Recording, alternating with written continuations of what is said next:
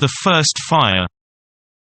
In the beginning there was no fire, and the world was cold, until the thunders Arni, who lived up in Gallinalati, sent their lightning and put fire into the bottom of a hollow sycamore tree which grew on an island. The animals knew it was there, because they could see the smoke coming out at the top, but they could not get to it on account of the water, so they held a council to decide what to do. This was a long time ago. Every animal that could fly or swim was anxious to go after the fire. The raven offered, and because he was so large and strong they thought he could surely do the work, so he was sent first.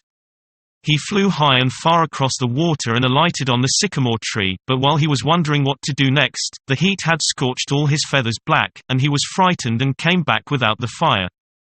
The little screech owl Wahuhu volunteered to go, and reached the place safely, but while he was looking down into the hollow tree a blast of hot air came up and nearly burned out his eyes. He managed to fly home as best he could, but it was a long time before he could see well, and his eyes are red to this day.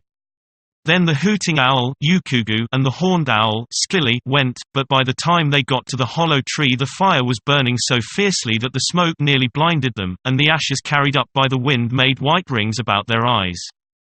They had to come home again without the fire, but with all their rubbing they were never able to get rid of the white rings. Now no more of the birds would venture, and so the little Ukesui snake, the black racer, said he would go through the water and bring back some fire. He swam across to the island and crawled through the grass to the tree, and went in by a small hole at the bottom. The heat and smoke were too much for him, too, and after dodging about blindly over the hot ashes until he was almost on fire himself he managed by good luck to get out again at the same hole, but his body had been scorched black, and he has ever since had the habit of darting and doubling on his track as if trying to escape from close quarters. He came back, and the great black snake, Gulagi, the climber, offered to go for fire. He swam over to the island and climbed up the tree on the outside, as the black snake always does, but when he put his head down into the hole the smoke choked him so that he fell into the burning stump, and before he could climb out again he was as black as the Ukesui. Now they held another council, for still there was no fire, and the world was cold, but birds, snakes, and four-footed animals, all had some excuse for not going, because they were all afraid to venture near the burning sycamore, until at last Kananskia Mayehi, the water spider, said she would go.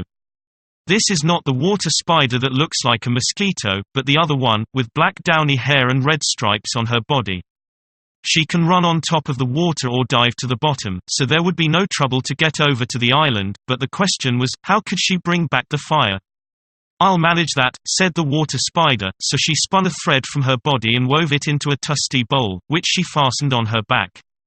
Then she crossed over to the island and through the grass to where the fire was still burning. She put one little coal of fire into her bowl, and came back with it, and ever since we have had fire, and the water spider still keeps her tusty bowl.